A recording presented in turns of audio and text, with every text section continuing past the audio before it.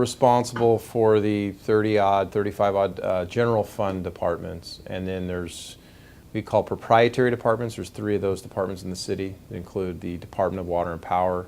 It's the largest municipal utility in the country, and then we also have our airports department, which has 4 airports, including LAX, and then we have the Port of Los Angeles, which is one of the larger ports in the country.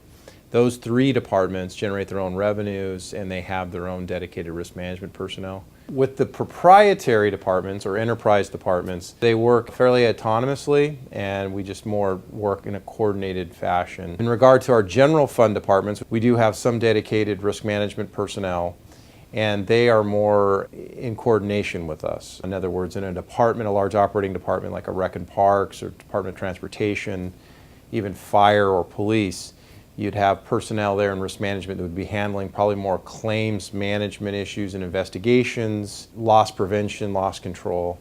And so they're out in the field, they're on the front lines, they know what's going on in those large departments, and we'll work with them cohesively. Holistically, we work as a team, but we do have risk financing, risk control, public works, and our owner-controlled insurance program. We have a pretty big bonding program, bonding assistance program in the city of Los Angeles that we administer. We also have insurance and bonds compliance in the city. We have management of attorney, our attorney outside counsel for conflicts. So we deal with outside counsel and litigation management. And so all of these are subfields within risk management, and that's how they're delegated out to different risk managers that lead these teams.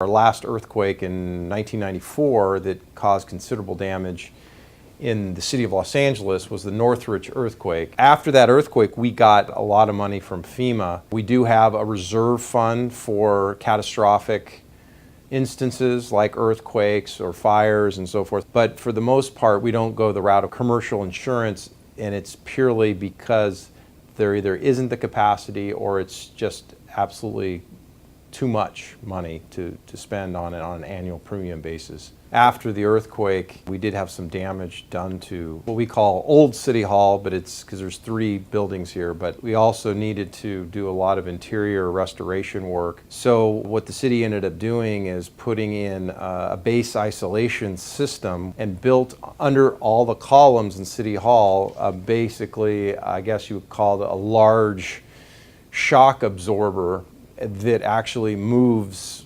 with the land movement shaking. So the idea is it'll shift back and forth, but it won't crumble or it won't have major cracks. And so it's really a unique system for a retrofit in an old historic building.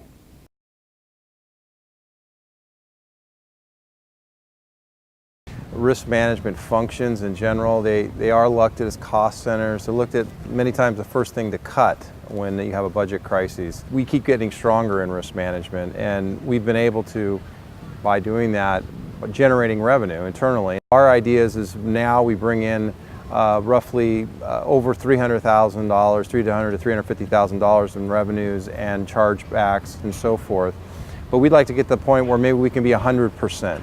And we have products that we've been innovative in designing, like our Track4LA online insurance compliance system that we've already sold internally, and we have interest from the outside public entities world too, as far as selling that as a subscription and a technology product. Track4LA is a 24 hours a day, 7 days a week insurance compliance system. It's all fully online, and it's designed for insurance brokers and agents, so they can submit insurance certificates on behalf of their clients. We were doing this very poorly and slowly and very paper intensive, and it was just a cumbersome process. I heard of approvals going to 6 months to a year, which is absolutely crazy, and so we knew we had to automate.